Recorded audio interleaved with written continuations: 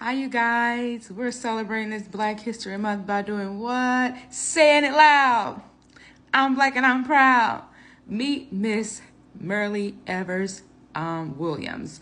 And so she is the widow of the late great field secretary of Mississippi and the NAACP, Mr. Medgar Evers, who passed away or was shot and murdered in front of his home in 1963.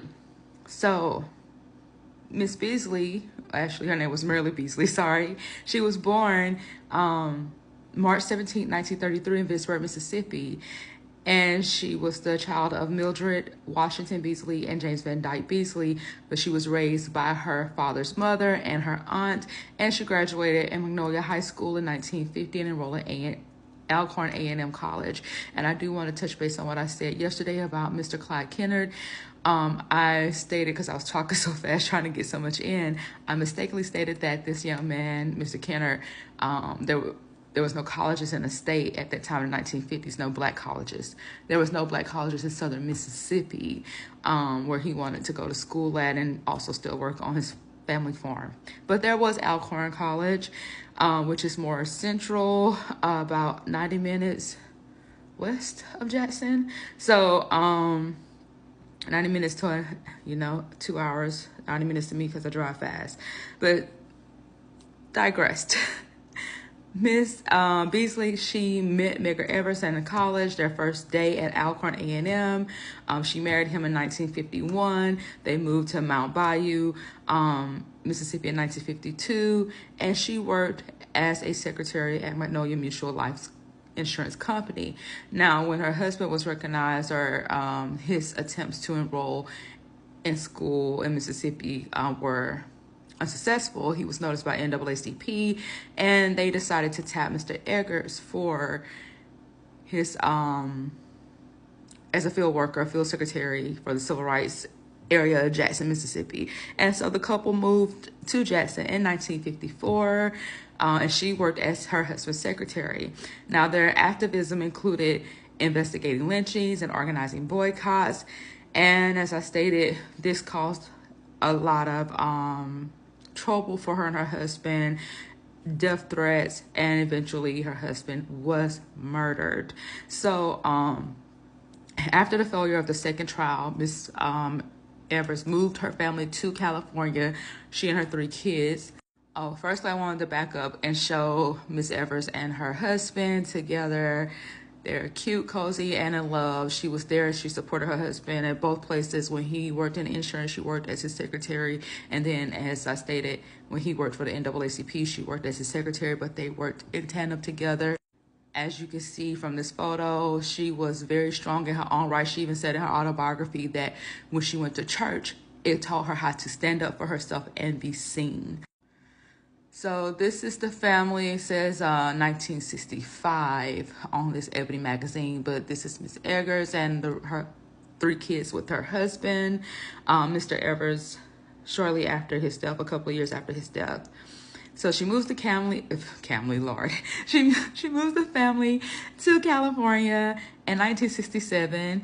And she wrote a book, she co-wrote a book called For Us the Living, about Medgar Evers' life and work.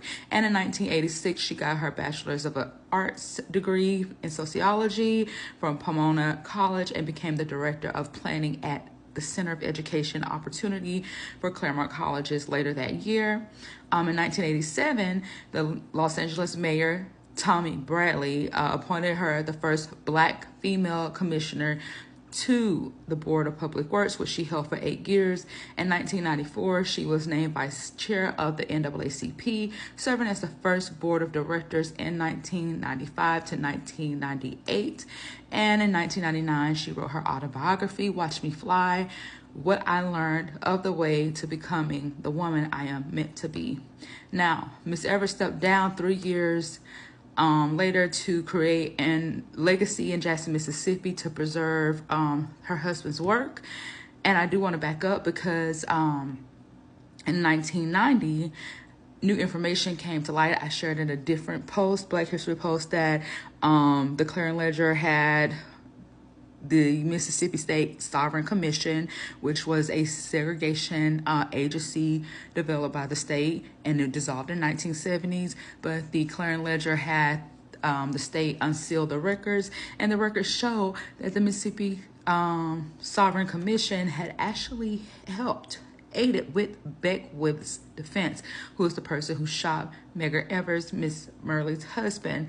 And this caused, an issue in the 1960 trials. They helped with both of them. So with this new evidence, the state was pressured to open a new trial in the 1990s, and in 1994, Mr. Evers' murderer was sentenced to life in prison. But Miss Myrlie here, she was the one who was lobbying for it. She was the one who was pushing for it and getting others to supporters to pressure the state to reopen a trial. So this is a picture of Miss Medgar Evers, or that's so old-fashioned of me, Miss Myrlie Evers-Williams, and her daughter as in sunglasses. But she is screaming victory in 1994 when her husband's murderer was finally killed. And you can see the movie depiction of the trial in Ghost of Mississippi, where Whoopi Goldberg plays Miss Evers, and also Alec Baldwin plays like the lawyer who gets a lot of pressure in Mississippi, even in the 1990s, for sentencing this unapologetic classman for murder. And also in my research, it stated that, I'm saying it, but let me go back to my source. So the source was the nationalparkservices.org, and in it stated that